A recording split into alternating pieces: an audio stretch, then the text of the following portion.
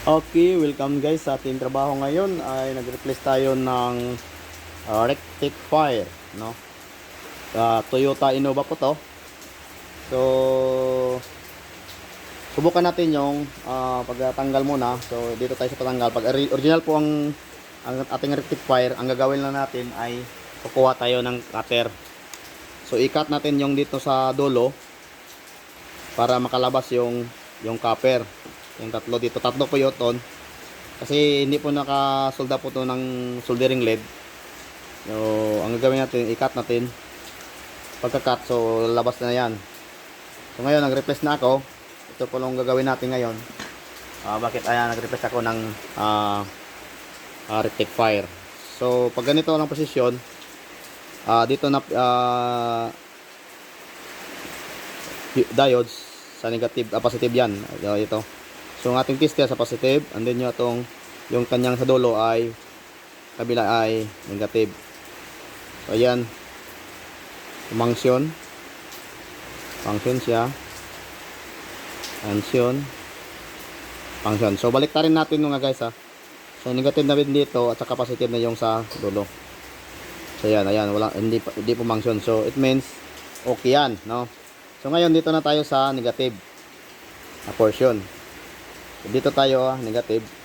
So, pag negative, ito negative ating nilabay. So, dapat dito, yan. Function siya. Pagdating dito, hindi yan function din yan. So, ulit rin natin. Ayan, function pa rin. So, hindi ito. So, it means, ito po yung sira. Bakit? Kasi negative po eh. Dapat, hindi yan function pag dito. Ayan, na function siya. So, tingnan nyo itong dito sa kabila, oh. Ayan, hindi function, di ba? So, it means okay to. Pag dito sa kabila rin, tingnan natin, ha.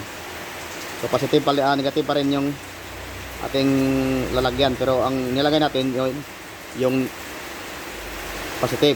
So it natin, kaya hindi function, goods yan. Pagbalik rin natin, ayan, function siya. So it means ang nasira nito na diodes ay yung negative. Ito, tingnan natin ha, naka body ground tayo. Ayan, function. Pagbalik rin natin yung negative na yung positive niya ay lagay natin.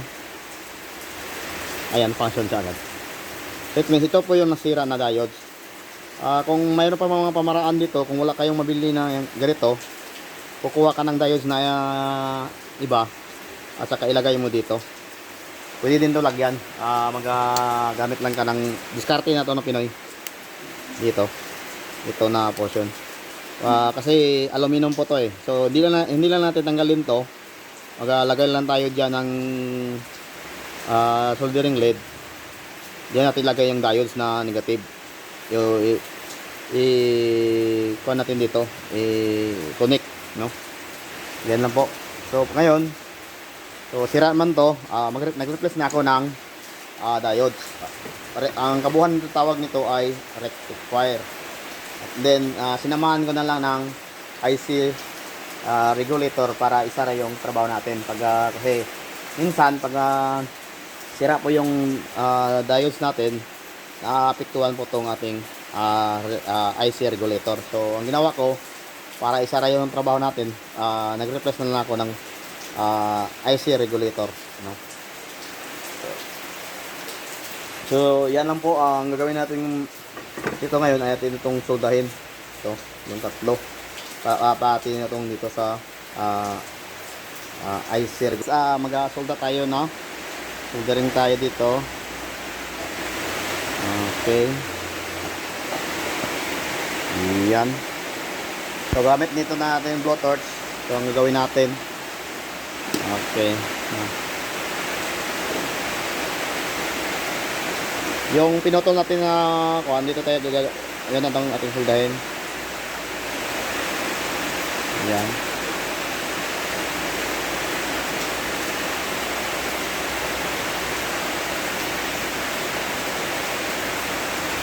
Ang pinutol natin kanina, yan po ating idugtong. Paano to yung mga dugtong natin eh? 1, 2, 3, 4. 4 po lahat yan ang pinutol natin kanina.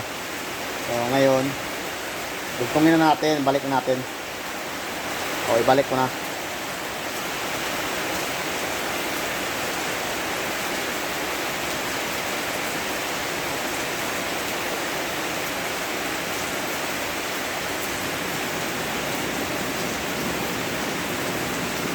So bali po ang ginamit ko ay isang blowtorch.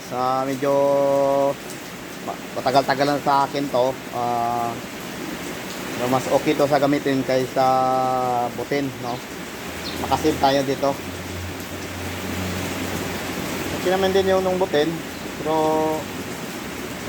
sa itong paraan kailangan tayo maghanap ng makasave tayo. Ayan. Ito po yung isa. Connection po to ng IC regulator natin. Tapos na. Ibabalik na natin yung kanyang takip dito.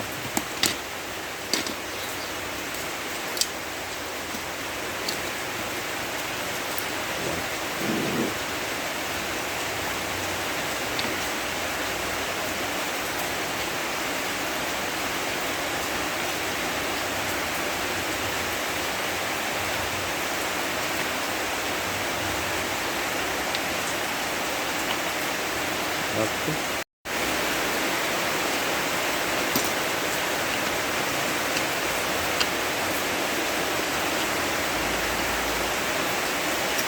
Ayan, goods na.